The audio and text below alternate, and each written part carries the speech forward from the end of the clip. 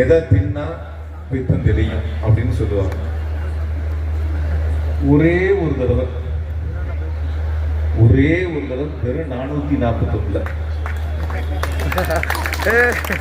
புரியும் நினைக்கிறேன். பேர சொல்ற அளவுக்கு தகுதி இல்லாதவங்க, அருகதையும் இல்லாதவங்க 2021 மனு வாங்கினாங்களா, அந்த மனுவை எங்கேயோ இருந்து எடுத்தாங்க.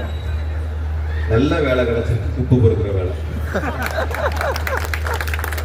என்ன வேலை? குப்பை பொறுக்கிற வேலை.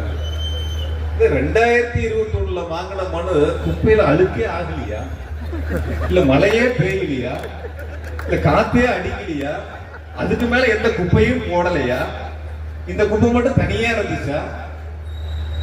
அப்படியே எடுத்து தலையில வச்சா ஒரு சொட்டு குப்பை இல்ல, அதுல ஒரு சொட்டு மண் இல்ல. ரொம்ப தெளிவா இருந்தது.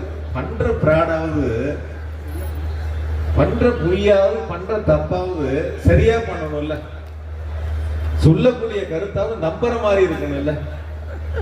இன்னும் அது அவங்களோட ஒரு தலைவர் இருக்காரு, அமாவாசை கணக்கு சொல்லி.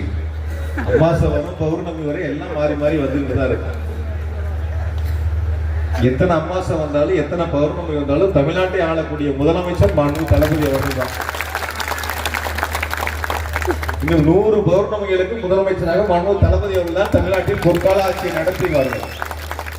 களத்திற்கு நாங்கள் ரெடி, களத்திற்கு நாங்கள் ரெடி. வாங்க விளையாட்டு பார்ப்போம். எங்கள் தலைவர் சொல்லி இருக்கிறார், 200 வெல்வோம் என்று, வரலாறு படைப்போம் என்று சொல்லி இருக்கிறார். கரூரில் 4ஐயும் வெல்வோம், உதயசூரியன் 4ஐயும் வெல்வோம், தலைவர் கரங்களிலே வெற்றியை ஒப்படைப்போம். களத்திற்கு நாங்கள் தயார், சந்திப்போம் களத்தில்.